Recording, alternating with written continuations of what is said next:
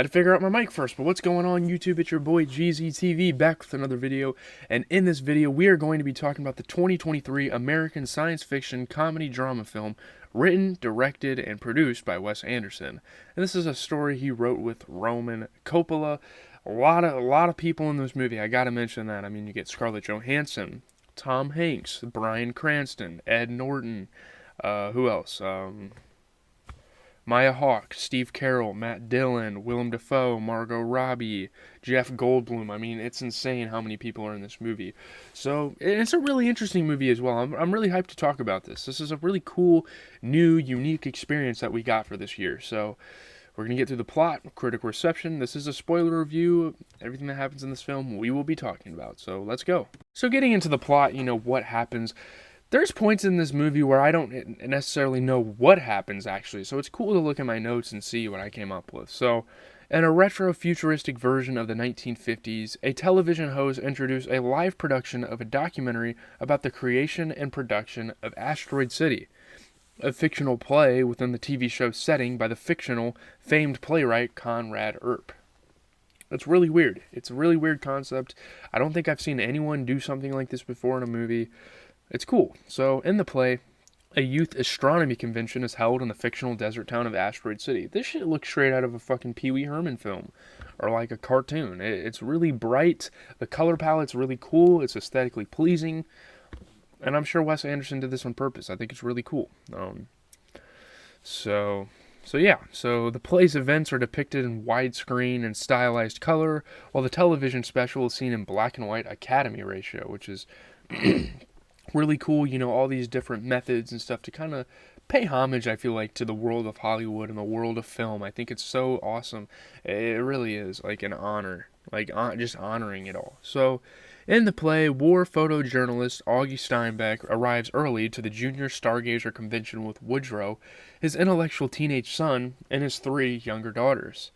So when their car breaks down, Augie phones his father-in-law, Stanley, asking his help. Stanley is played by Tom Hanks. Stanley, who dislikes his son-in-law, persuades him to tell the children about their mother's recent death, which Augie has concealed. Like, he's decided not to tell his kids for some weird-ass reason. And we're not ever really sure why he does this, but yeah. Augie and Woodrow meet Midge Campbell, a famous but world-weary actress, and her daughter Dinah, however you say her name, who, like Woodrow, will be honored at the convention. Like, there's 5 scholarly students that are super smart, and they're coming up with these weird space-themed inventions. So Augie and Midge and Woodrow and Dinah gradually fall in love throughout the play, which is a really cool kind of parallel that we see here.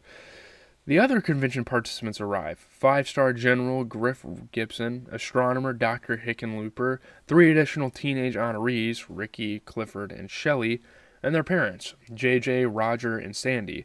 A busload of elementary school children, chaperoned by young teacher June Douglas, and a cowboy band led by singer Montana. Just a bunch of random-ass people, showing up to this convention. It's so cool. It's like, it's weird.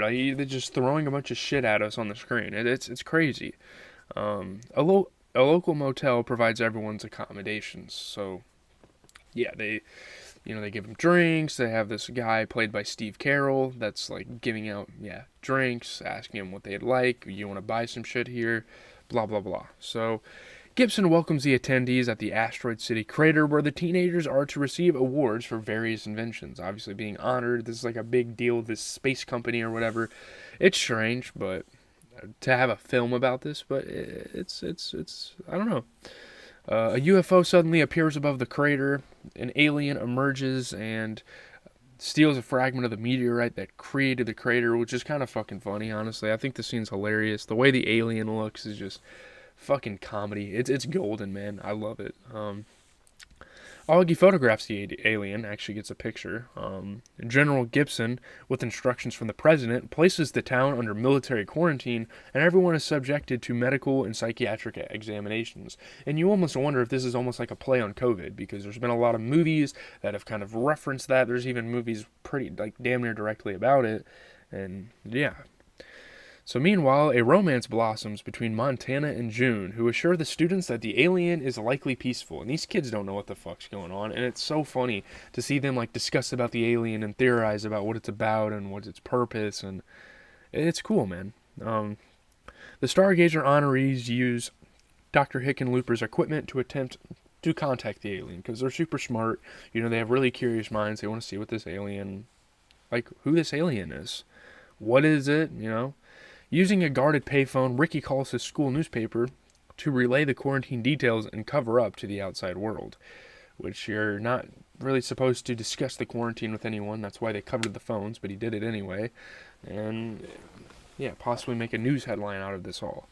So the Asteroid City events become national news. A furious General Gibson is about to end the quarantine when the UFO reappears and the alien returns the meteorite fragment, which is fucking funny. I don't know.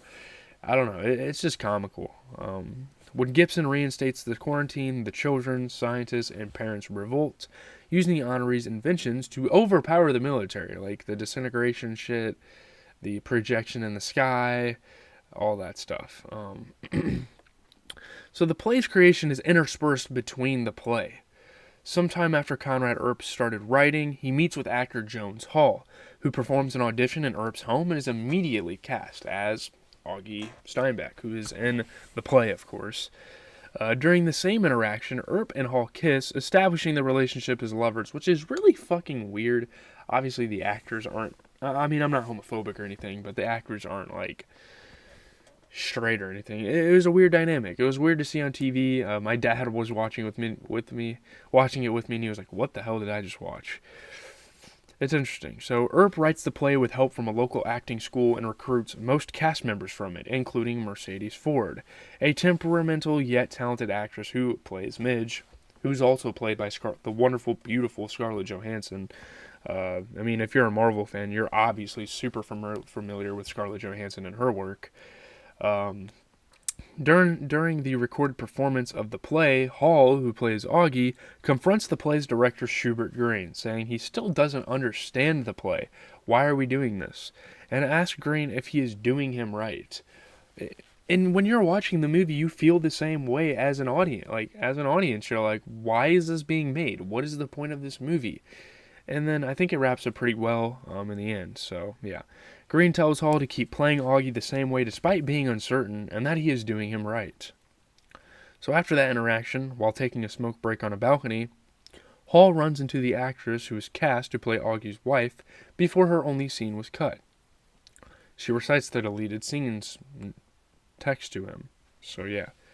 So 6 months into the play's run, Conrad Earp dies in an automobile accident. So, in the play's epilogue, Augie and his family are the last to leave Asteroid City after General Gibson lifts the quarantine. Augie's daughters bury their mother's ashes in the desert, and Woodrow wins the fellowship funding, and Midge leaves Augie her mailing address. Augie and his family quietly drive away. It's a really fucking weird way to end a movie. I never really understood it all that well. It's intriguing. I really would need to watch some videos on this to really understand what the hell's happening. But I think it's safe to say we can get into the review and wrap this baby up. I mean, this movie was pretty popular when it came out, so there's a lot to talk about here. I mean, the cast is just ridiculous. It's a pretty good movie, though. I would say it's solid. Would I watch it again? Probably. I think it's really intriguing.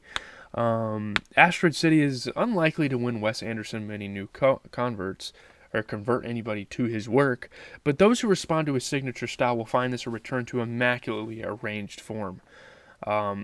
It's solid, man. I would recommend it. I mean, if you're bored and you want to watch a movie that's modern and this year, and Wes Anderson is a really interesting style, so if you like him as a director, this really reminds you of more like a Tarantino film too. So Asteroid City is terrifically entertaining and lightly sophisticated. The movie rattles cleverly and exhilaratingly along, adroitly absorbing the implications of pathos and loneliness without allowing itself to slow down. It is tempting to consider this solvent blankness as some kind of symptom, but I really don't think so. It is the expression of style, and what style is.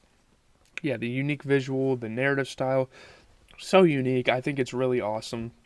I've really never seen a movie like this. It almost gives you like the house that Jack built vibes and how that movie was kind of structured. I think it's super cool. You know, you have these intermissions where like the show creator's talking to you, and it seems like he's talking about random shit, but when you actually hear him, you kind of understand it a little bit. Um, yeah, I mean, Anderson remains cinema's most astonishing stylist. The rigor and detail in every frame, never better. It is occasionally a bit unfocused and always a bit indulgent, though. I mean, if you don't like the Wes Anderson film in general, you won't like this.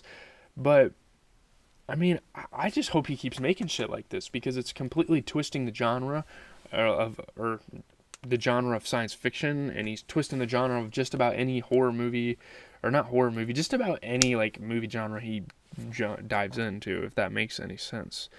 To the casual observer, Wes Anderson might seem like someone who either refuses to read his own press or is bought into his press to an absurd degree. I mean, Anderson's filmmaking style has been criticized before, um, but I mean, there's a point to all of this indulgence. Anderson's obsessively constructed dioramas explore the very human need to organize, quantify, and control our lives in the face of the unexpected and the uncertain. Asteroid City might be the purest expression of this dynamic because it's about the unknown in all its forms. I mean, we're talking about aliens here, for crying out loud, you know. I mean, the film's similar to the fussy, top-heavy, narratively batty, yet stretched-thin concoctions with, like, The Darjeeling Limited, The Life Aquatic with Steve Zissou. I haven't really seen those movies, but those are what this movie has drawn conclusions to. Again, I'm kind of reading my notes and, like, seeing what people have to say. I mean, Asteroid City looks smashing, but as a movie, it's for Anderson diehards only. Like, if you've watched a Wes Anderson film before, I think I have. I can't really think of one, but I've seen a movie stylized just like this. Yeah. Maybe not even too many of those people would really enjoy this film. I think it's cool, though. It is super confusing, but I can really appreciate the art of it all. Um, Johansson's performance was great, and I mean, this is what cracks the movie's ordered surface. Even if you regard the latest movie as a box of tricks, you have to admire the nerve with which Johansson, as Midge, delves into that box and plucks out scraps of coolly agonized wit. More deftly than anyone else, she traffics in the to and fro between the real and the imagined, just as Augie's character kind of does. I think the film is a true achievement from one of America's most unique cinematic voices. I mean, the direction of Wes Anderson, the screenplay, most of the cast performed really well in this film. But yeah, I mean, I would say the only con of this film is it's slightly confusing, and if you don't really pay attention, you really, like, I'm telling you, you really do have to pay attention to this film to understand what it's trying to say and like the messages and blah blah blah. I think it's cool though. I like the cast, the star-studded cast. It makes it super entertaining. It's like, oh, that guy was in that movie. Oh, he was in that movie. Like, I saw Matt Dillon, I was like, damn, that's the house that Jack built guy. That's probably one of my favorite horror films ever now. Like, and I just watched it this year, so now I'm pretty much a Matt Dillon fan. But anyways, leave a like, comment, and subscribe. It is GZTV. Bring you guys another, modern day movie review. Should be getting this posted here in the next 10 minutes or so after I'm done recording. So probably a little after 1 in the afternoon. Hopefully I keep my word with that. I just kind of have to put a thumbnail together and get it posted. And you guys have been enjoying my Wimby videos, so I also appreciate that. I'm out, everyone.